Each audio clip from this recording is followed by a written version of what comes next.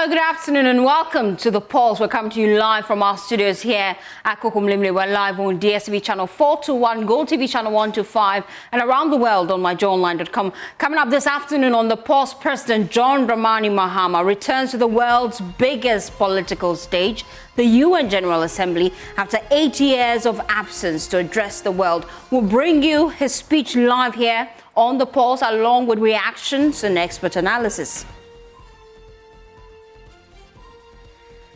Also this afternoon, threats of galamsey escalates as the Ghana Grid Company makes shocking revelation of how illegal miners take over transmission towers and shoot at their workers on site.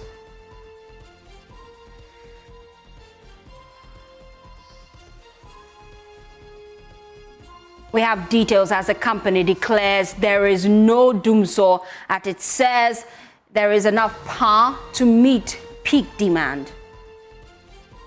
The right-of-way clearing becomes lucrative to galamseyers, and in a number of areas, our people go and see that overnight people come and do their galamseying activities very close to our towers.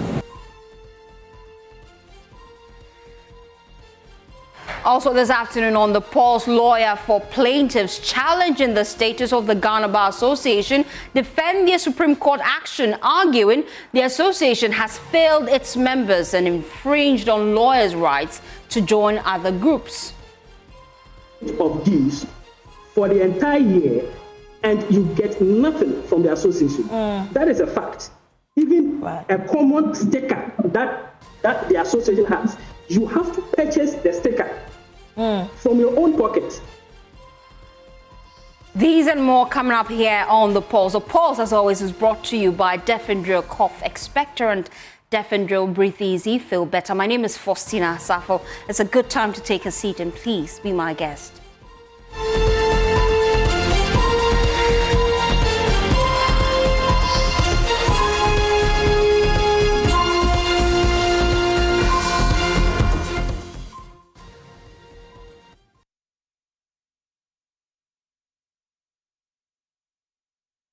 Thanks for staying with us here on The Pulse. Now, the Chief Justice, Paul Baffa-Bunny, is welcoming the Ghana Law Society's push for official recognition as a licensed association. The move comes in the wake of an ongoing Supreme Court case that challenges the long-standing dominance of the Ghana Bar Association in representing the country's lawyers. The Ghana Law Society, along with private practitioners and members of parliament, Roxanne Nelson Dafiamepo, is asking the court to rule that references to the Bar Association in the 1992 Constitution should not apply exclusively to the GBA, but all professional lawyer groups. Well, the Law Society paid a visit to the Chief Justice this morning, gaining his backing to be recognized.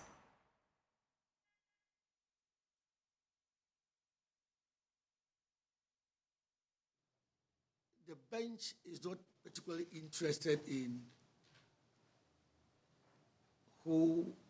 which association A or association B. What the bench is always interested in is whether we have representation for an accused person. So we normally hear, where is your lawyer, who is your lawyer, and all that. And so, since the case of Tariwaja and the Attorney General, the courts have always insisted that practicing lawyers must be in good standing. And as far as good standing is concerned, to us, it means you must have a certificate from the GLC. So in your speech, Counsel, you said that you are going to make representation to the GLC for recognition and then licensing. Yes, I think it will be in the right or a direction. That because all that we are interested in at the GLC is that you possess our license. Abraham Amaliba, a founding member of the Ghana Law Society, says the association is not created to cause trouble.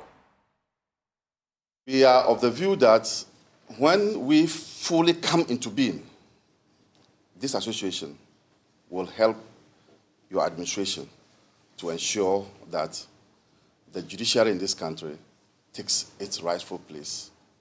That we can assure you of that.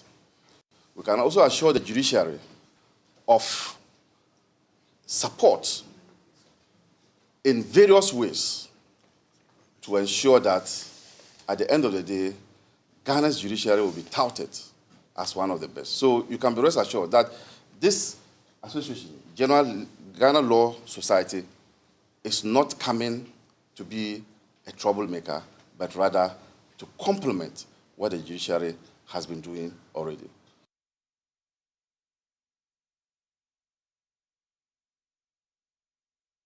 Meanwhile, lawyer for the plaintiffs in the suit challenging the status of the Ghana Bar Association, Dr. Jennifer Morris Ajay, has defended their case at the Supreme Court. She insists the association is failing to represent the interests of its members and argues that the current GBA leadership infringes on lawyers' rights to freely join other associations. The suit filed by South Dai MP Roxy Nelson Dafiamipo, private legal practitioner Israel Tete, and the Ghana Law Society challenges the exclusive constitutional powers granted to the GBA and calls for a fundamental rethink of the bar's role in national governance. The Attorney General and the GBA have been named as defendants, with the plaintiff also seeking a broader reinterpretation of the association's constitutional status. Speaking on Newsdesk with Mamiese Thompson, Dr. Jennifer stressed that the GBA's current leadership is infringing on lawyers' rights to freely associate. Let's listen to that. Obviously, they are not serving our interests.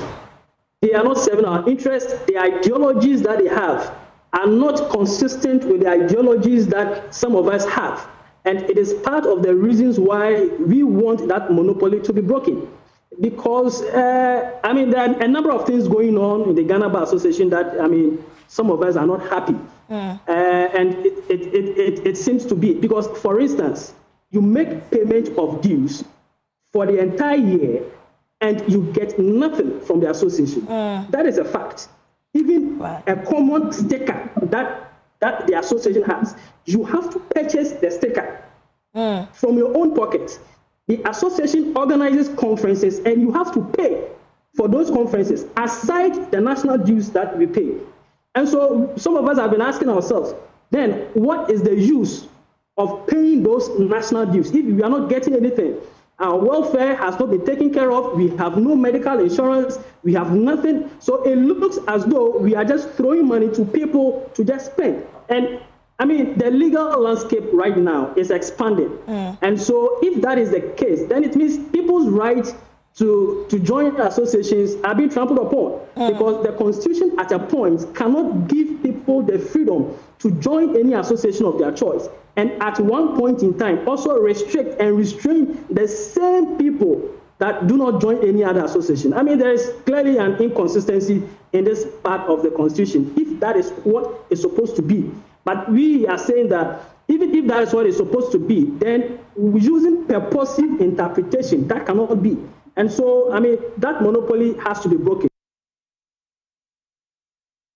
It's a good time to bring in a private legal practitioner who doubles as the Acting Director General of the National Road Safety Authority. Abraham Amaliba is one of the men, the center of the suit at the Supreme Court. We appreciate your time here on The Pulse. Now, for most people, looking at the details of this suit, they allege that this is simply another political move that would further deepen the divide in our legal structure. How do you respond to that concerns, really?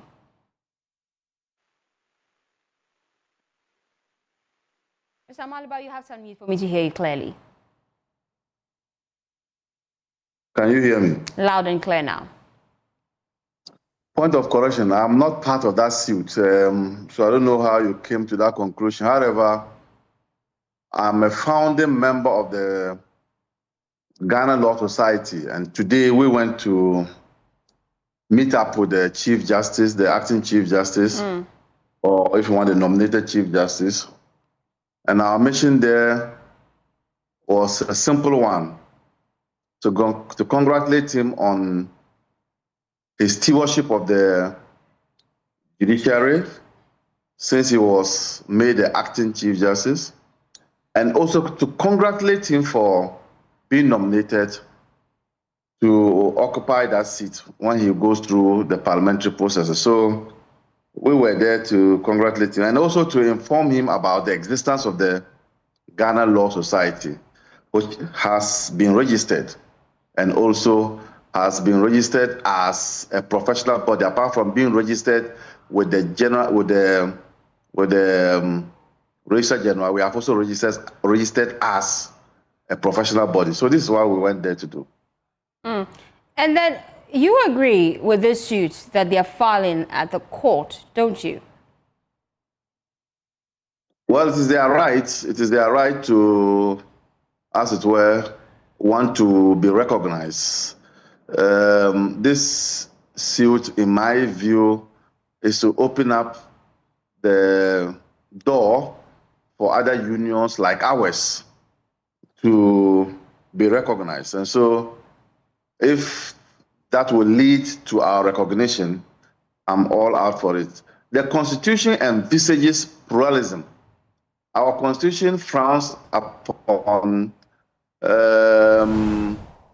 unilateralism. So now, when you have a Constitution that allows for other organizations to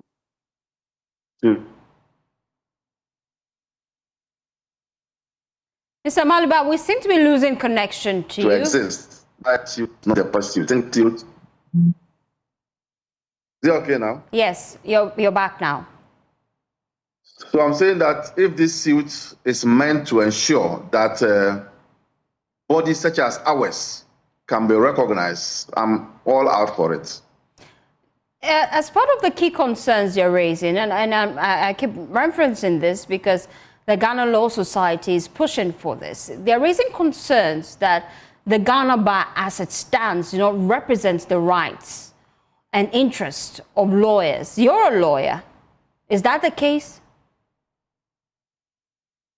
I've not seen the suit, so I don't know what you are reading. Okay. Is it a pleading, a paragraph? I don't know what you are reading. So I've not seen the suit, and it will be difficult for me to be commenting on it because I'm not a party to the suit as a person. Okay. So now let's get your general thoughts, general concerns that the Ghana Bar Association is failing to represent the genuine interest of lawyers, especially on the back of concerns that politics is finding its way into the bar. The last time the Attorney General addressed the bar during the bar conference, he raised concerns that the bar found its voice. Unfortunately, its voice seems to be in unison with the calls of the NPP. And so there are already concerns about political divide eating and creeping its way into the judicial system. Do you think the bar as it is represents the rights of lawyers? The bar currently has not covered itself in glory. The bar has failed to carry all lawyers of different shades together. The bar doesn't seem to be doing anything about it. There are complaints such as what the Attorney General has indicated, but the bar doesn't seem to be bothered. The bar is deeply rooted in thinking that, like an ostrich, it has buried itself in the sand, but because it cannot see, it is that people don't see it. People are complaining, your members are complaining that you are not being fair to all shades of lawyers, lawyers from other political persuasions. But you keep hearing the bar complaining. I expected the bar to pause and say, let's have some interaction with this group of people. But the bar has failed to do so. So if the bar has failed to do so, it is for the bar to carry this burden that people are placing on it. So yes, I'm aware there are lawyers, and I'm one of them who think that the bar has not carried all lawyers along. And it seems to be playing the game within the MPP fraternity. And so if you are a different political party like I am, the Bar Association doesn't care about you. Yes. And so the Ghana Law Society gives room for NDC lawyers. Is that the case? The Ghana Law Society is a group of lawyers who have come together to ensure the protection of the judiciary, to ensure that it protects all manner of persons without any political considerations. They will not engage in politics. What they will engage in is ensuring that the interest of lawyers is paramount, the interest of the downtrodden is paramount, and the interest of justice is paramount. These are the things that the Ghana Law Society will do. The Ghana Law Society will not find its voice at one time and lose its voice at another time. The Ghana Law Society will not do that. So it's all about politics, really, isn't it? Because this concerns being raised by most individuals in the public spaces that this will further deepen the judicial cracks, wouldn't it? It's all about a bar that will truly represent lawyers and not a group of lawyers. So it is all about the interest of lawyers, it's all about the interest of justice, and it's all about ensuring that our justice system works. It's not about a political party. But should the Supreme Court rule in the favor of the suit, the concern being raised now is that it gives room for other groups to spring up, further deepening the divide in the political and even judicial space. And that's the bigger concern, that the GBA provides an umbrella where all lawyers are united in one voice. You disagree? I've told you how this constitution recognizes pluralism, so I don't know why you are going on this tangent. We have the NAGRAT, we have NAT, we have Progressive Teachers Association. Now, let me go to the transport industry.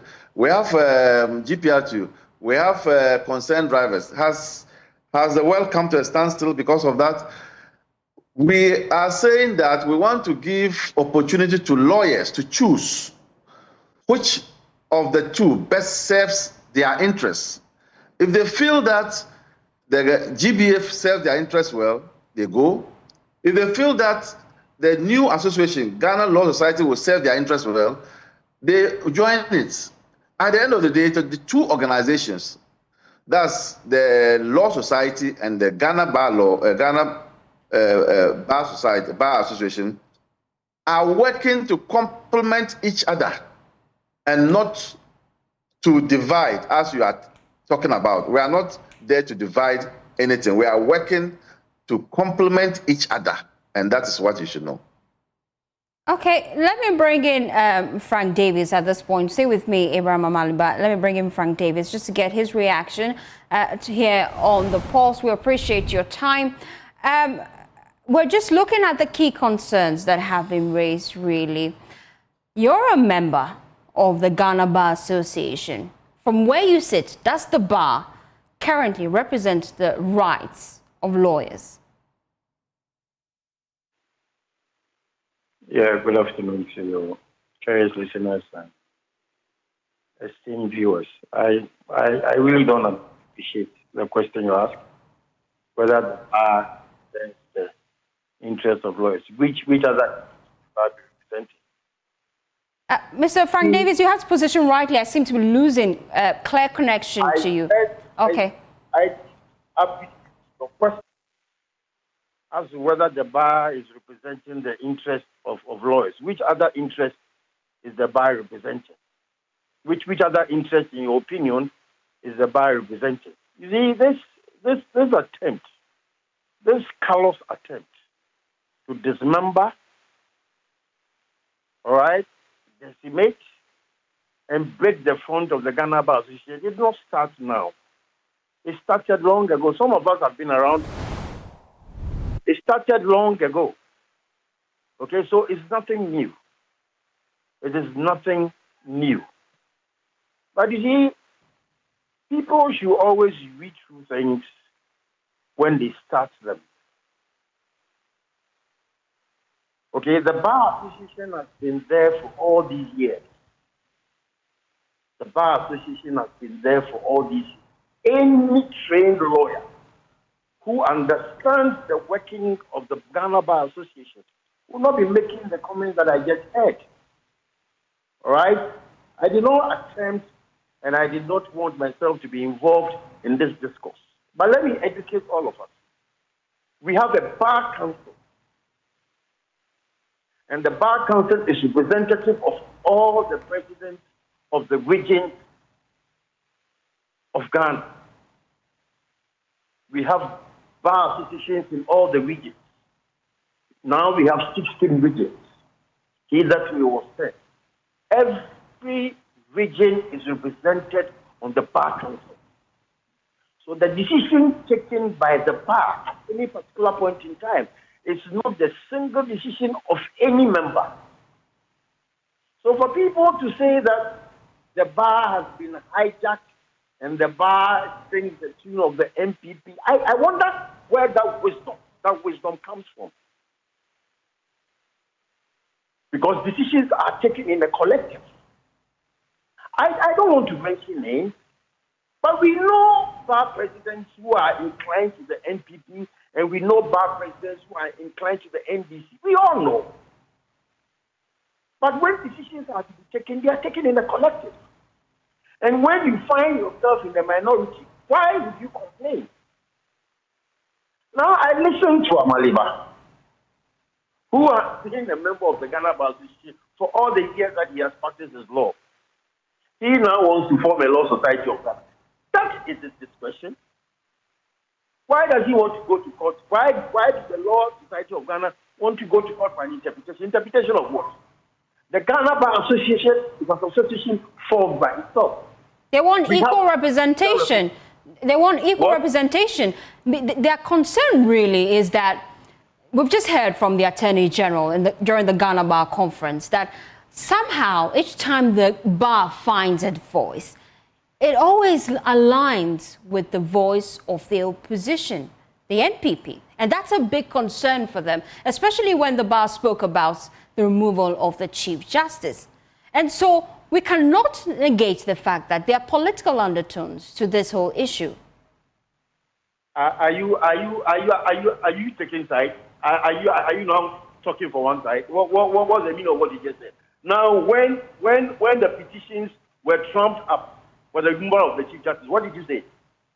What do you mean by the Attorney General said what? Is the Attorney General not an NDC Attorney General? So if he comes to say, you take it, who client is their political situation? Which political? Was the Attorney General not spoken as the Attorney General of the NDC government? So what is it that you're saying? And you want to take side? Please, excuse me.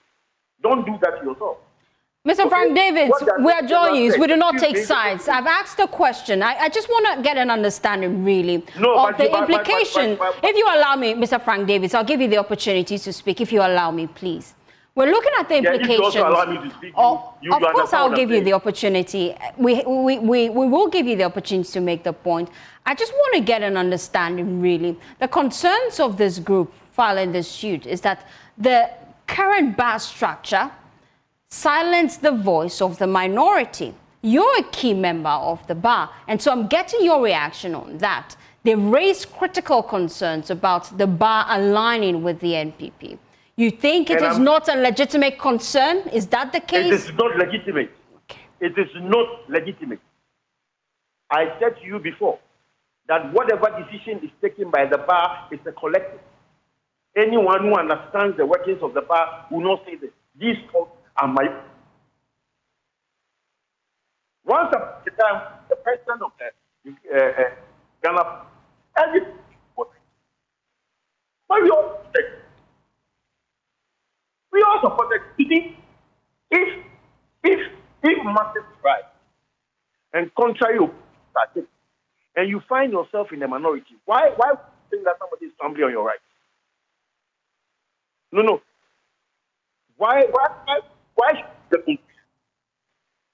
So that because the bar, the defense, if I make to the CJ, who was used by up, it means that the bar is now MPP bar. Now, but those who got the petitions against the CJ, are they also to be described as NDG? Don't let us do this to ourselves. In any event, if they want to form a law society of Ghana, they are free to do that. Why would they go to court for an interpretation? If they say it's a voluntary association and they also want to form a law society of Ghana, they should form it. Indeed, I listened to Amaliba. He said they've registered it. They've registered with the Registrar General. They've registered with the Association of Professional Bodies. So they are. If I'm to understand, they are. What is the constitutional interpretation that they want? What purpose will it serve? In any event, this has not been the first time.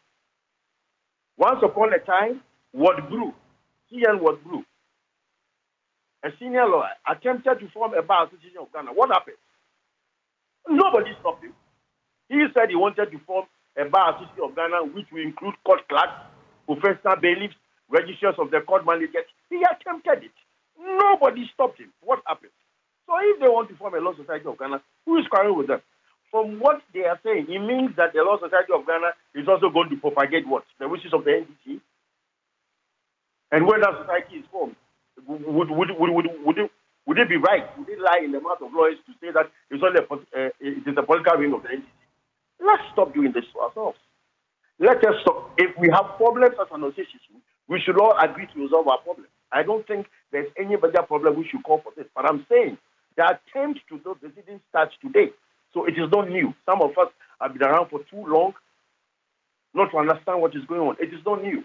It is not new, you say. But another concern really is that this will further deepen the political divide and the concern that politics is already creeping and finding its way into our judicial structure. If we're giving room for more groups to spring up, all politically aligned, won't that further weaken the strength of the GBA? Those who want to weaken the strength of the GBA are those who are doing what is happening. You better address that question to them. Those who want to weaken the front of the GBA are the ones who are doing what is going on. Nobody wants to weaken our front, and we shall stand resolute at all times. I'm telling you, this shall also pass. This can never weaken the GBA. This attempt can never weaken the GBA. The GBA will be stronger. Those who want to cause political confusion are those who are engaged in this enterprise. Okay? The GBA will forever be the GBA. But they should borrow it. Those who are attempting this should borrow a lead from the Physician and Dental Council.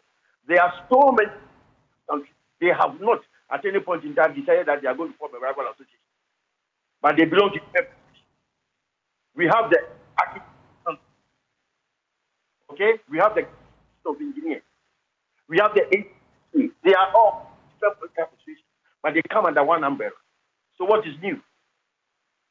What is the people who are accepting the call for the Law Society of Ghana? Are they not all ADC inclined? So what is the Amaliba that is presented? Well, are they not all ADC inclined? What do you see for yourself? What is the agenda? And then they get up that the bar does not represent the interests of lawyers. Excuse me. Which other? If there's a call by the association and you refuse to sit at home and the decision is taken, it's binding on you. So why would you say that politically inclined? It cannot be. We agree to disagree. We agree to disagree. If I disagree on the point, it doesn't mean because I'm NDC, I disagree with you.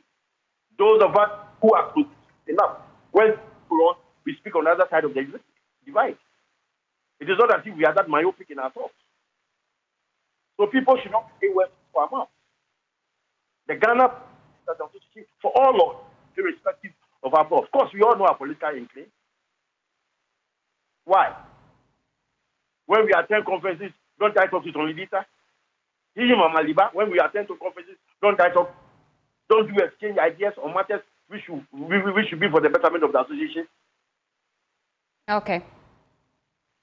Thank you so much, Frank Davis. He is former chairman of the GBA, the Greater Accra branch. We appreciate your time here on The Pulse. Earlier, I spoke to Abraham Amali, but you're still watching. Still watching The Pulse. We'll be back with more. Please stay with us. When we return, we'll talk about illegal mining and the new move government is making to deal with the canker. Please stay with us.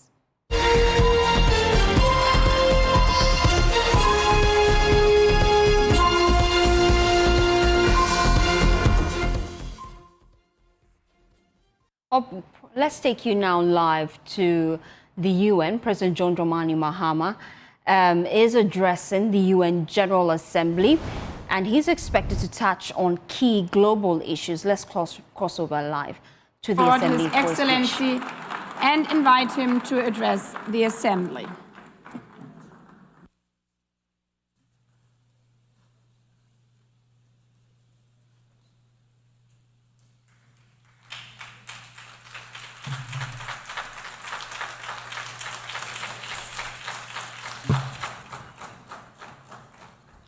Thank you, Madam President, Mr. Secretary General, Excellencies, ladies and gentlemen. At this 80th session of the United Nations General Assembly, I'd like to speak about Africa's role in the future of this organization. However, it's impossible to do that without first considering the collective role that Africa played in its founding, which was small and relatively insignificant. Of the 51 member states involved in the founding of the United Nations in 1945, only 4 were African: Egypt, Ethiopia, Liberia, and South Africa. It is important to point out that the United Nations came into being in the aftermath of World War II because of the inability of its predecessor, the League of Nations, to avert a large-scale global conflict, which had been its guiding purpose when it was founded in 1920 at the end of the First World War.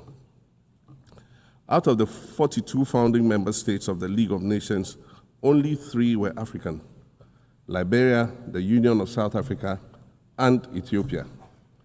Egypt was to join later in 1937.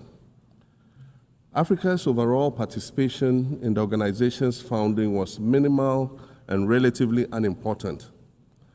That's because before all the other talks and meetings, representatives from a group of 14 nations gathered in Berlin for a series of discussions that began in 1884 and which led to the partitioning and formal colonization of the African continent, which is also called the Scramble for Africa.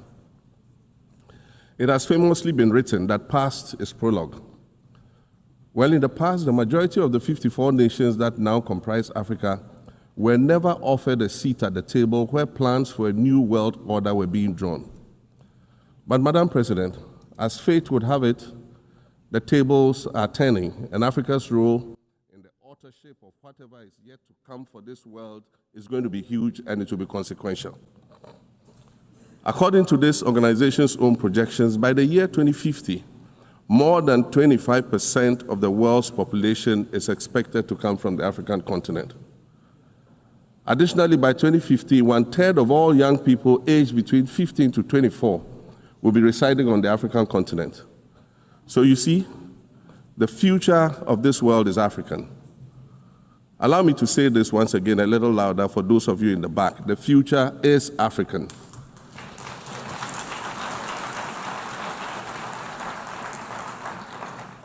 Already today, Africa is a catalyst for human potential and development, as well as for economic reform and ecological stability. Africa is a catalyst for systemic change. If this reality, which is fact-based and straightforward, seems provocative or unsettling, perhaps it's because you are viewing it through the lens of centuries of filters, colonialism and imperialism, and the resulting implicit bias. Maybe you are unaware of the resilience of African nations or their remarkable ability to make a strong comeback just when you think it's safe to count them out. That is what is happening right now in my own country, Ghana. Our constitution limits leaders to 2 4-year terms. In January, I was sworn in for a second term, which, let me point out, was non-consecutive with my first term. Our currency, the Ghana cedi, was rapidly depreciating, faced with rising inflation, a huge debt burden, and low morale amongst our citizens. My new administration settled down quickly and embarked on an ambitious program of comprehensive transformation designed to restructure Ghana's economic foundation and enhance our competitive standing globally. We refer to this process of recalibration as our reset agenda. In just 8 months, we have achieved significant reduction in inflation from 23.8% in December 2024 to 11.5% in August 2025, restoring price stability for our citizens. Additionally, our currency, the Ghana cedi, has appreciated considerably against other currencies, with Bloomberg reporting it as the best performing currency in the world at one point.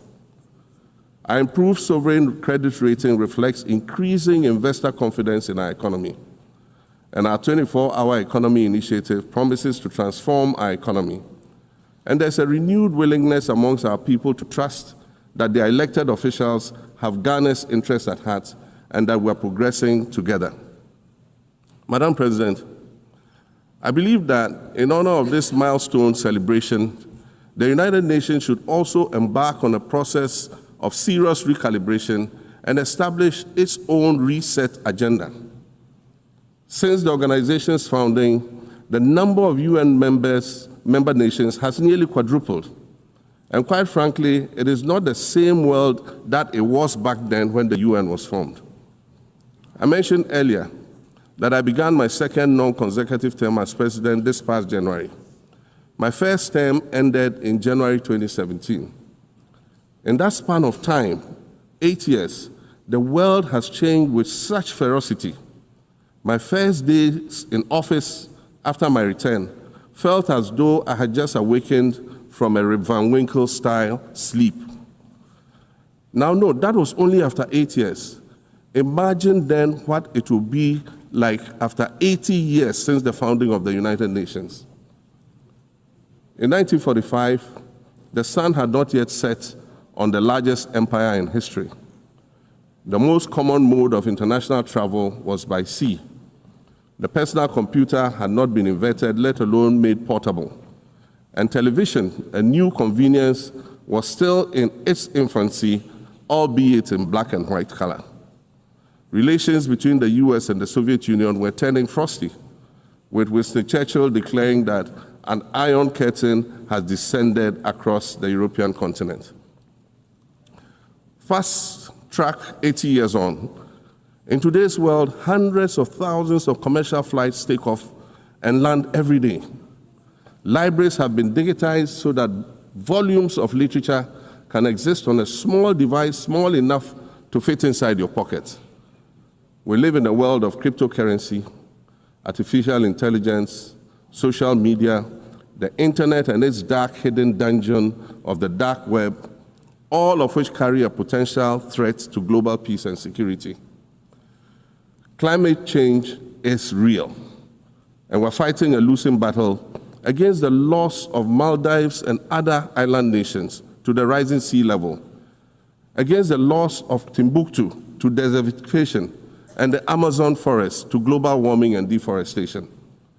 Madam President, the UN Founding Charter is outdated when it comes to representation in this August Assembly. The most powerful post-World War II nations are still being rewarded with an almost totalitarian guardianship over the rest of the world. And yet, the first sentence in Chapter 2, Article 1 of the UN Charter declares that the organization is based on the principle of sovereign equality of all its members. If this were true, and was the case, a continent as large as Africa, with its numerous UN member states, would have at least one permanent seat on the Security Council.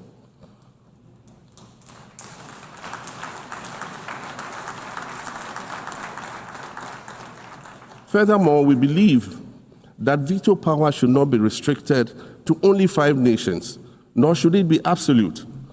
There must be a mechanism in this House for the General Assembly to challenge a veto. No single nation should be able to exercise an absolute veto to serve its own interests in a dispute. In 1995, during the 50th anniversary of the United Nations, Nelson Mandela stood in this very spot, and he said, "The United Nations has to reassess its role, redefine its profile, and reshape its structures. It should truly reflect the diversity of our universe and ensure equity among the nations in the exercise of power within the system of international relations in general and the Security Council in particular." I close quotations. 30 years later, we African leaders are still making the same simple request for a permanent seat on the Security Council with the power of a veto. So today, Madam President, I stand here in this exact spot and ask the world, if not now, then when? We demand not only a reform of the Security Council, but also a reset of the global financial architecture, which is currently rigged against Africa. Africa must have a greater say in the world's multilateral financial institutions. And while I'm making requests, I'd like to call for the removal of the blockade on Cuba. As Dr. Kwame Nkrumah, our nation's founder, famously said, "We seek to be friends with all and enemies to none." The Cuban people shed their blood on African soil in the fight against apartheid.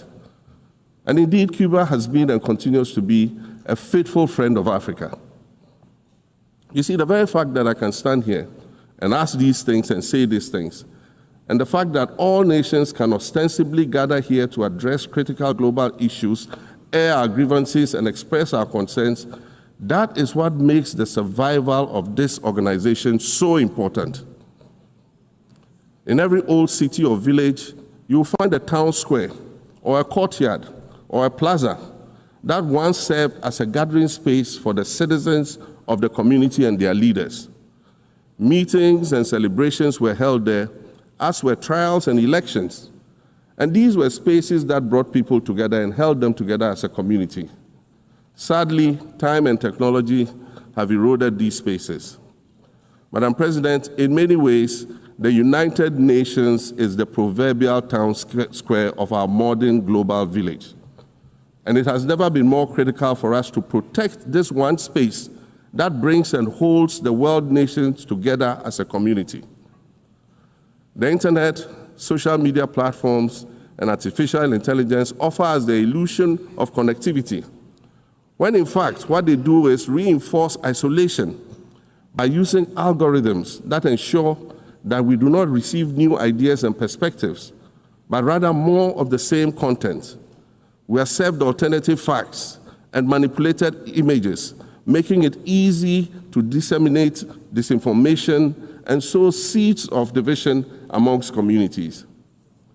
Madam President, these are dangerous times.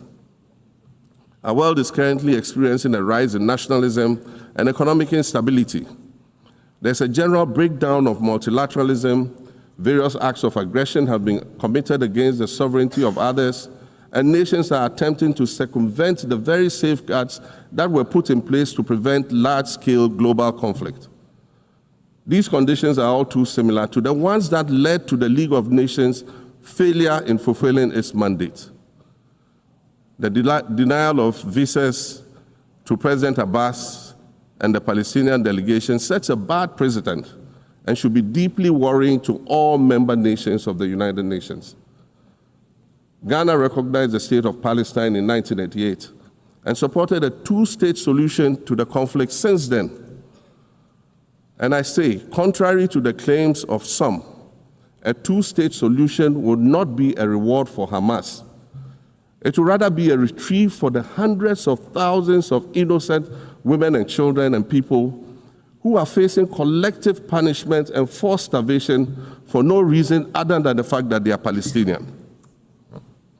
For nearly 2 years and for the fear of reprisals, we here in this General Assembly have been playing hide and seek with language to find the right words to help us avoid or excuse what we all know is taking place in Gaza.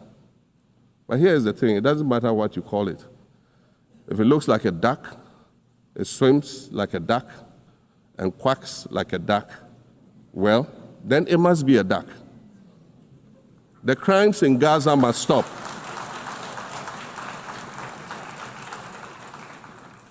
The crimes in Gaza must stop. Madam President, I also want to draw particular attention to the conflict in Sudan, which this body has described as the world's largest humanitarian crisis. 12 million people have had to flee their homes. And when we speak of migration, we refer to the 12 million new Sudanese refugees, whom we as a global community should be willing to assist in much the same way that many member nations readily assisted new refugees coming out of Ukraine.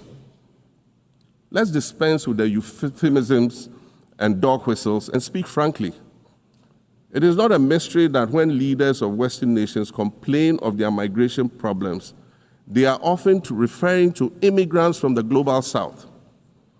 But many of those immigrants are climate refugees. And interestingly, the global north emits 75% more greenhouse gases than the global south. However, the effects of climate change are more severe in the global south because we lack the resources to address them effectively. And so when the desert encroaches on our villages and towns and they become unlivable, we are forced to flee. Warsan Shire, a Somali-born prophet, a Somali-British poet born in Kenya to Somalian refugee parents, was London's first youth poet laureate. She writes in her poem titled Home. And it says, you have to understand that no one puts their children in a boat unless the water is safer than the land. No one bends their palms under trains beneath carriages. No one spends days and nights in the stomach of a truck feeding on newspaper unless the miles traveled mean something more than just a journey. Madam President, we cannot normalize cruelty. We cannot normalize hatred. We cannot normalize xenophobia and racism. If we're going to tell a story, let's not tell it slant. Let's tell all the truth. When we speak of migrants, we speak of Mami Ewusi Mensah Frimpong, a judge on the U.S. District Court for the Central District of California. She's the first black female judge on any of California's 4 federal district courts. She was born here in America to immigrant parents from Ghana. We speak of Peter Bosman, a medical doctor in Ghana who moved to the town of Piran in Slovenia in the 1980s and later became the first black mayor of Piran, the first black mayor in Slovenia and in the whole of Eastern Europe. We speak of T. Michael, the iconic Ghanaian Norwegian artist and designer. And of course, we speak of the late Kofi Annan, former United Nations Secretary General.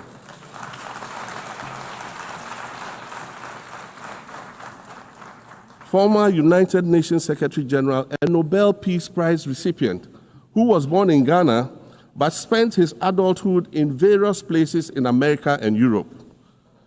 These are people who have brought great distinction to the countries that they decided to call home. Just as the migrants and the children of migrants before them did, I dare say these are not invaders. These are not criminals. Madam President, the slave trade must be recognized as the greatest crime against humanity. As the African champion on reparations, Ghana intends to introduce a motion in this August body to that effect. More than 12.5 million Africans were forcibly taken against their will and transported to create wealth for the powerful Western nations. We must demand reparations for the enslavement of our people and the colonization of our land that resulted in the theft of our natural resources, as well as the looting of artifacts and other items of cultural heritage that have yet to be returned in total. We recognize the value of our land and the value of our lives, as did our colonizers, as well as the governments that happily paid reparations to former slave owners as compensation for the loss of their property in quotes. And that property for which they received compensation was paid referred to enslaved people who had been freed.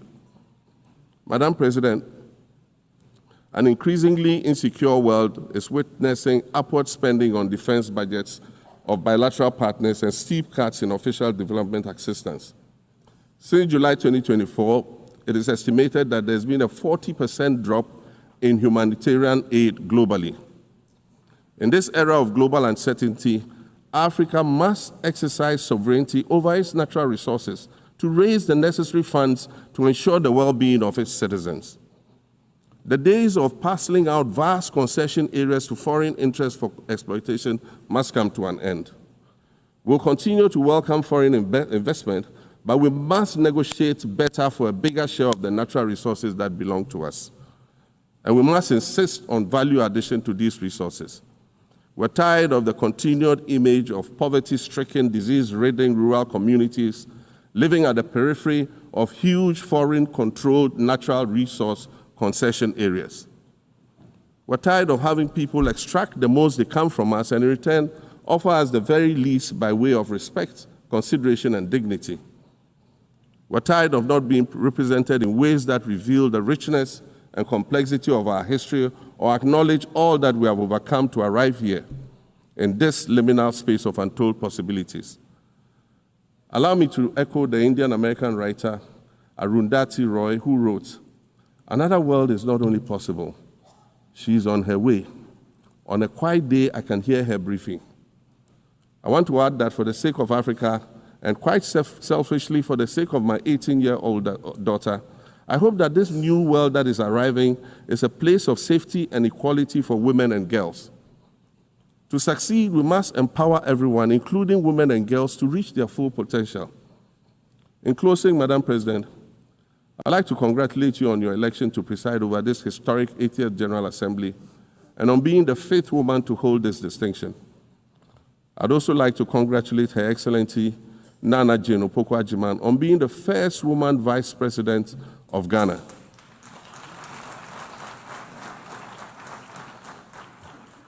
Now every Ghanaian girl knows the heights to which she can ascend. Words matter, but issues of representation matter even more, which is why Ghana looks forward to the appointment of a woman as Secretary General of this organization in the near future. Madam President, Your Excellencies, I thank you for your kind attention.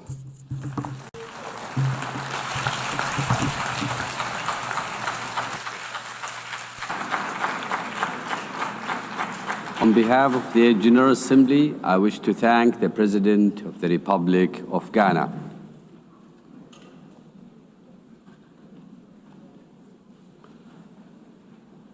The Assembly. Well, President John Dramani Mahama there before the UN General Assembly, just raising some key concerns. We'll be fleshing it out here on the Pulse. Joining me now is international relations expert, Dr. Nanaya Mreku.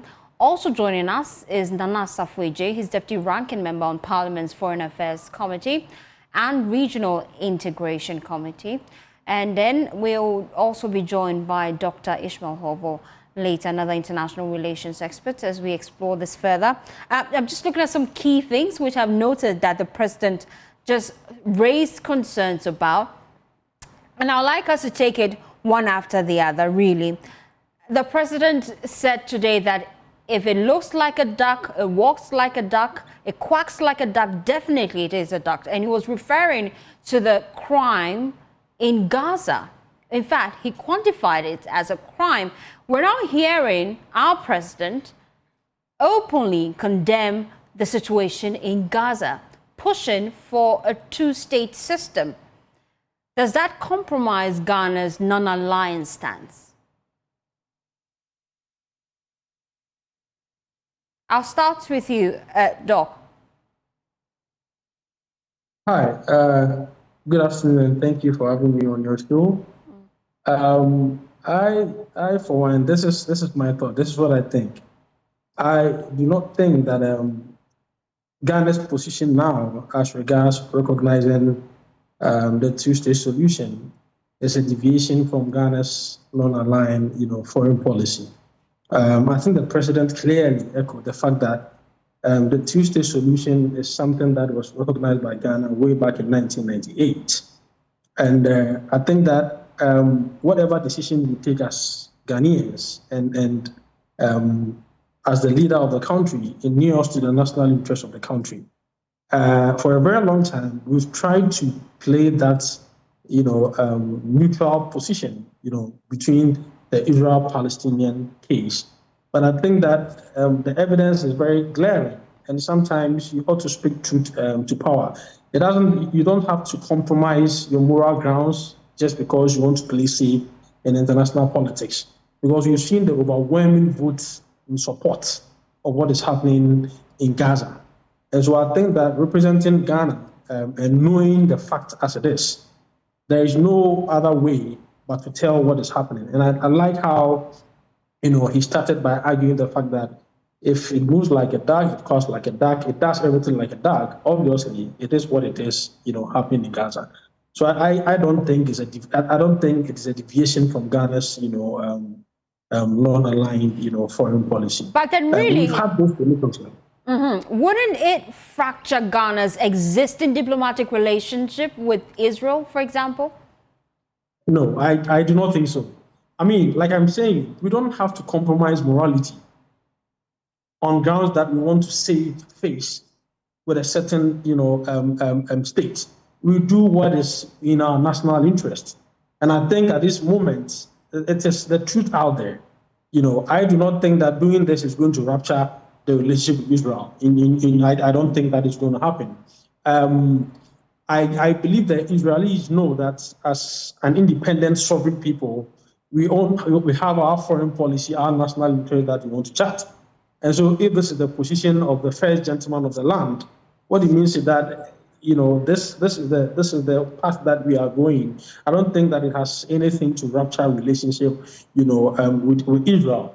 In fact, Israel, the first time that Ghana abstained on the resolution that was passed against that country, we saw how Israel ambassador to Ghana was in the country and not very happy with it. But we stood our grounds and let him know what our national interest is in this case.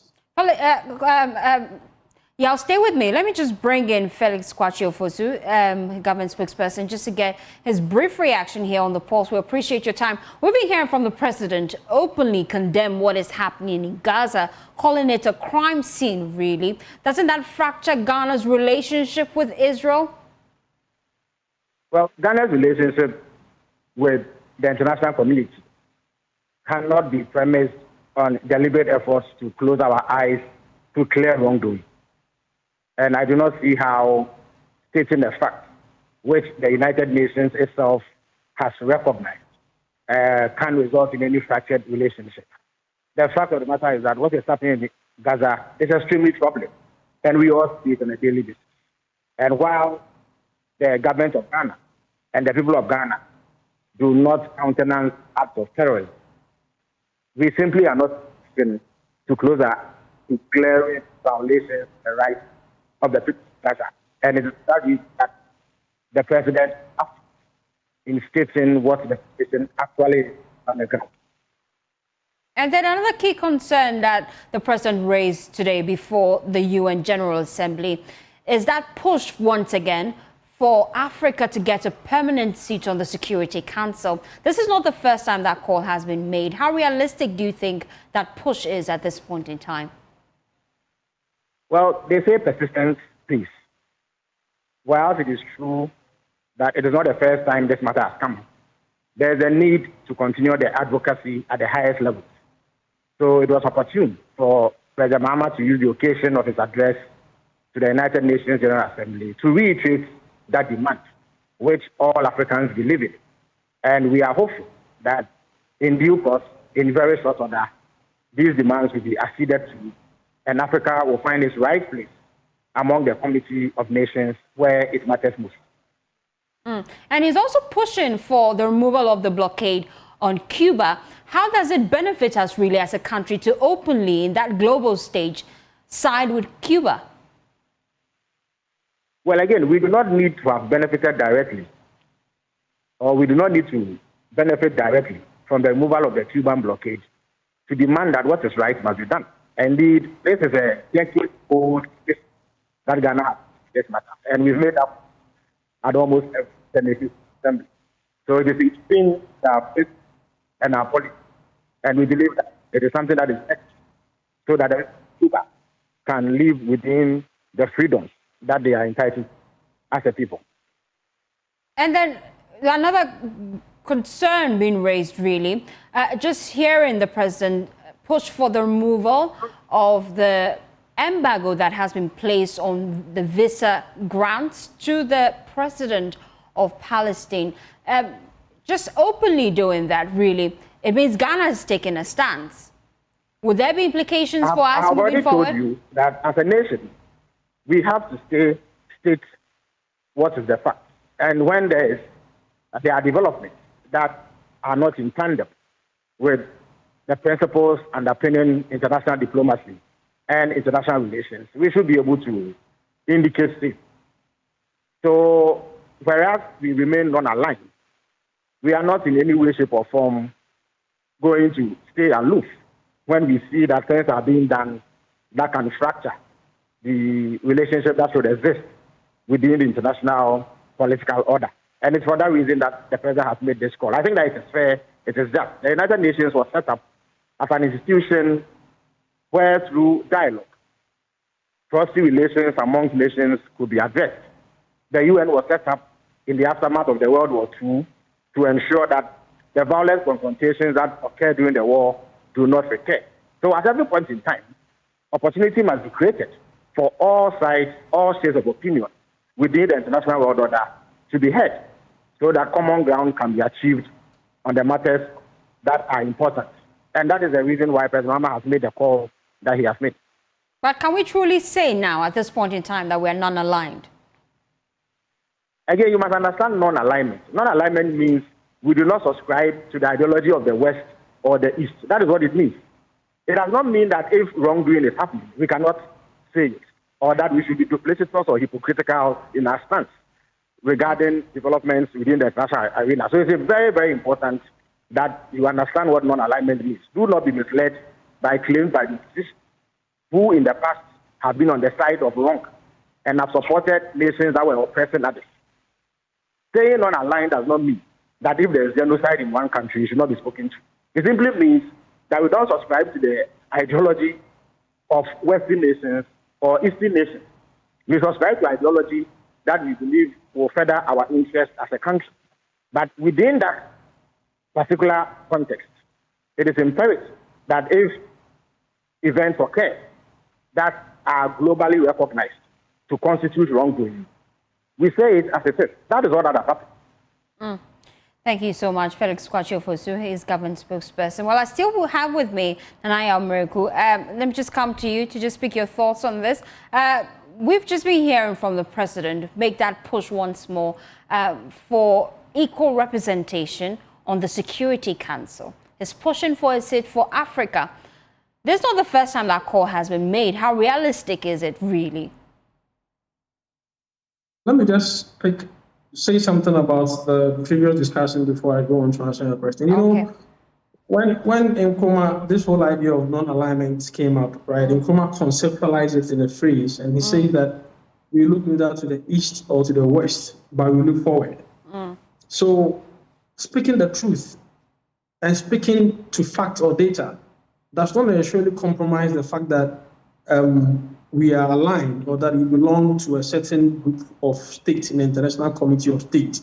What it means is that we are taking a position that inures to the national interest of Ghana, and that could mean going forward and neither looking to the east or to the west. So I just want us to dissociate from this whole idea that because Ghana has a long-standing foreign policy of non-alignment, it means that we cannot take certain positions in international politics if it inures to our national interest. That said, I think that there is the need to keep certain, certain subjects in conversation, to keep the wheels running, to drive a certain cause concerning Africa's representation, and the need to restructure the United Nations systems. Otherwise, it becomes a tyranny of the minority, and it doesn't really augur well for democratic ethos. You understand? And so this drive, it looks as if it's an overbeaten drum. It looks as if nothing is done for all the number of years we held UN hunger sessions, and yet all that countries from the global south keep getting is non-permanent membership of the Security Council. It does not also mean that we need to stop talking about this. I think that we need to keep the conversation going, and I am hoping that in the quest, now that the idea of restructuring the UN is becoming stronger by the day, at some point, realistically, we should begin to have countries from Africa considering the magnitude, the gravitas that the continent, holds. We should begin to have some representation, in the Security Council. It looks like it's a far-fetched idea. In fact, realists will tell you this is it's like an utopian thought. You are romanticizing this idea, but I think that we need to keep this particular conversation, ongoing. This idea of restructuring the United Nations, I think it's a very important thought that we need to keep going. Indeed. And now to my question, really. We're pushing for equal representation on the Security Council. It's not the first time Ghana has made that call. We appear not to be getting the results despite that push. Why do you think it will make a difference this time? No. And once again, there couldn't have been a better time, right, to keep this conversation going. And it's also because if you look at what is going on in international politics, there is what you call a reversal in the international, rule-based order or the liberal international, system. There seems to be some introgression, right? And you are having, the politics of nationalism, the politics of populism taking the center stage. And it looks as if that states that are unable to demonstrate some military might or some economic might, are relegated to the background. But in the spirit and interest of the United Nations, and as the president rightly quoted the UN articles, right, in the UN Charter, there is supposed to be a certain level of representation, equal sovereignty, right, amongst all member states of the United Nations. And so when you have what you call the end of history, as Fukuyama suggested, but we are seeing the blowback in what he said is the end of history. And then you have, small states taking center stage in international politics. It behoves member states of the United Nations to carry this message, to continue drumming home the idea that indeed, not only African states, but states from the global south, we need some representation because most of the things and most of the decisions that are taken by the UN General Assemblies, they have global implications. And some of these affect member states, on the continent. So which better way to try to inform policy, to try to change the way things are done, than having, representation in the Security Council. We need some global restructuring. And I think that we need to have that conversation going. And it's important that it's coming from no mean state than Ghana. I've always said that Ghana has diplomatic presence, as small as it is. Ghana always has that diplomatic presence. We try to punch above our weight, and we have a record, to show that. And I think that this is, one of the ways that, we are demonstrating our diplomatic presence in the international scene. So I think we need to, the most important thing is that conversation needs to be had. We need to keep that, going. Thank you so much, Nanaya Miracle, for your time here on The Pulse. You're still watching The Pulse. Once we return, and we'll have a lot more for you here on The Pulse, please stay tuned in.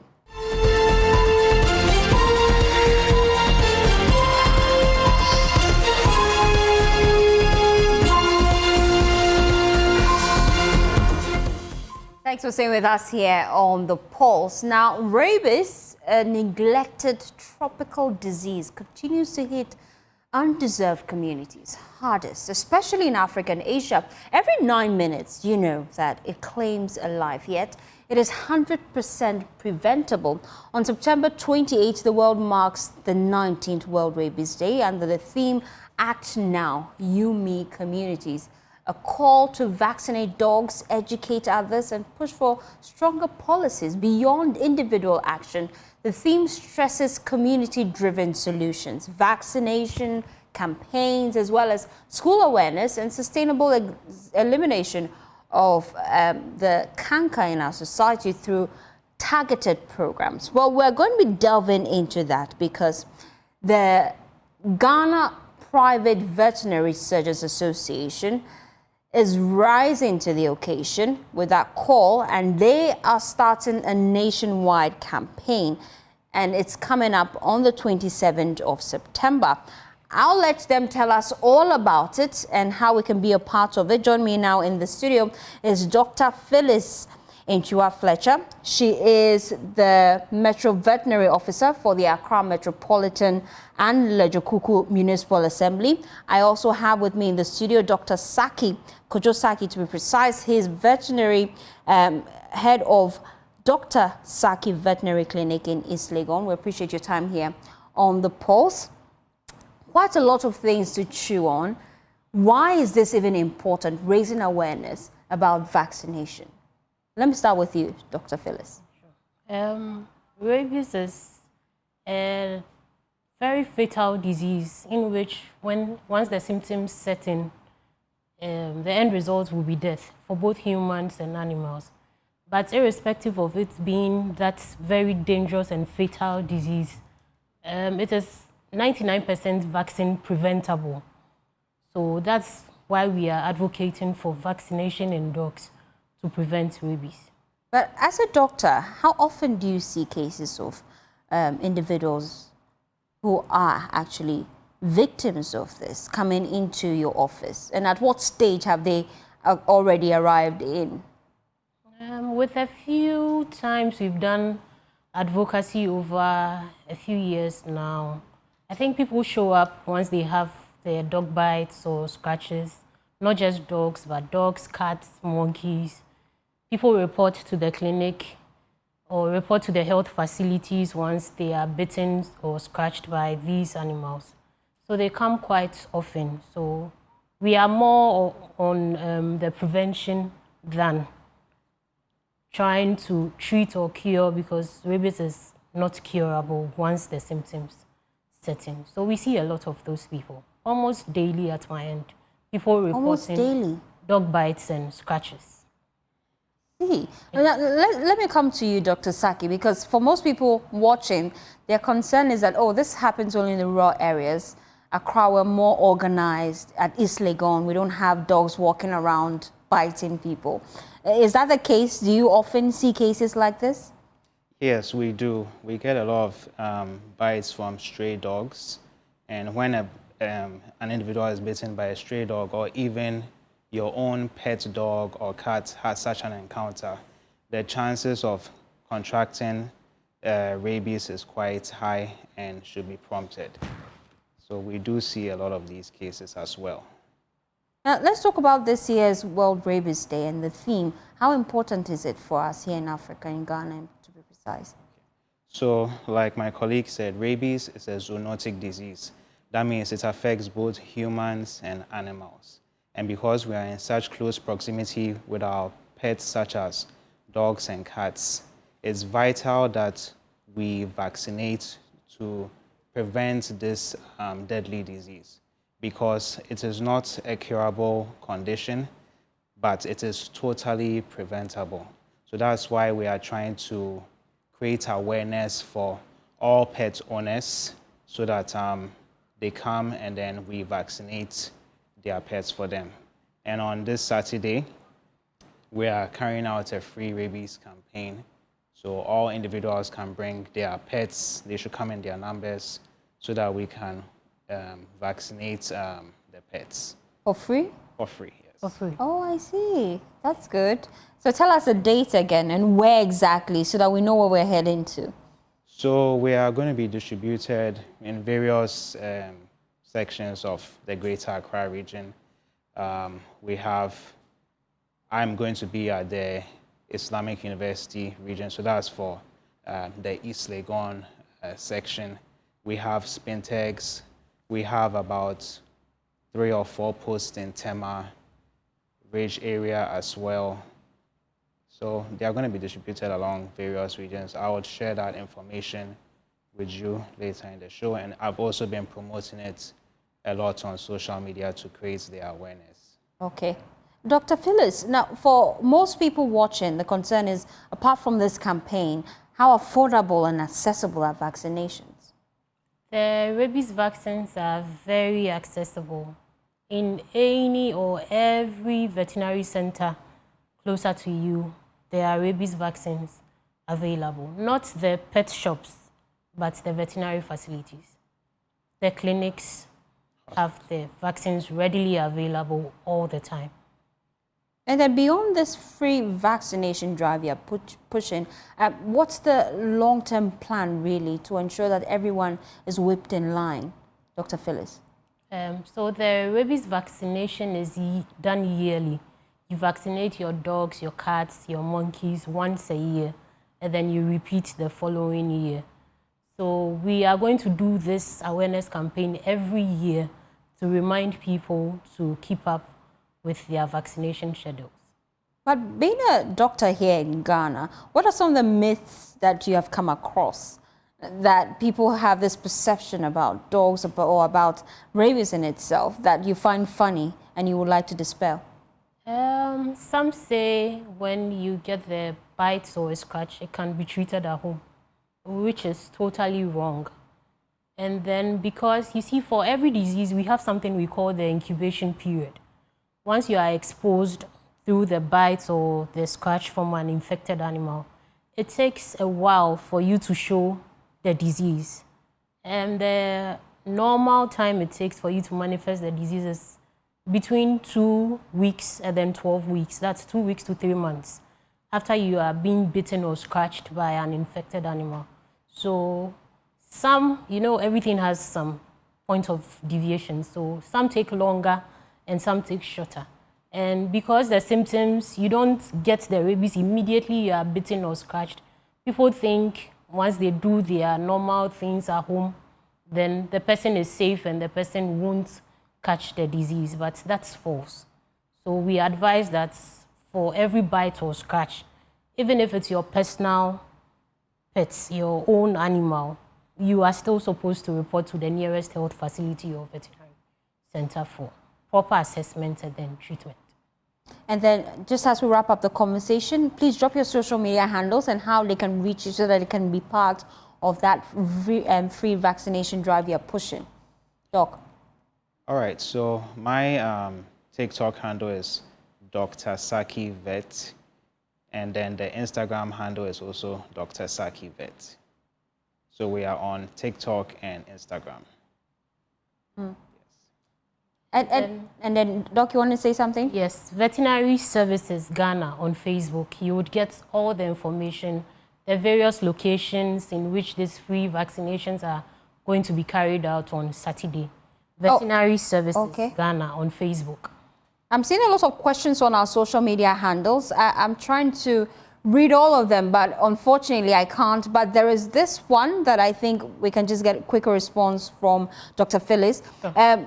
This individual says that previously they used to tag stray dogs who have been vaccinated. Yes. But recently he says he doesn't find any of those tags.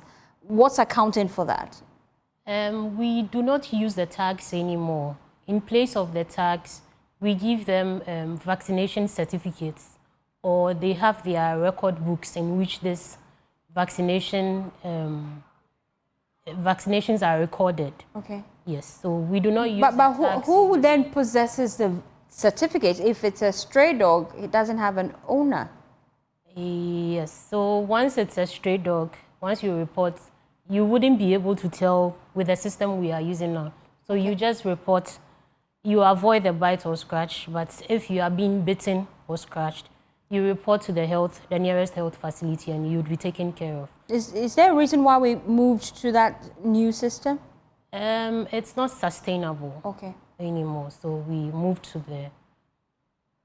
Why is it not sustainable though? Is it financial constraints? Not really, but they are just plastic tags, and then if these dogs fight among each other and they tear it off, you wouldn't be able to recognize. Moreover, there are imitations too. Anybody at all could just grab something similar or even produce and then just tag around the neck of any dog. You would be bitten or scratched by a dog, cat, or monkey, and you think, oh, this animal has the tag, I am safe. Meanwhile, you are not safe. That's why we recommend that once there's a bite or scratch, you report to the nearest facility.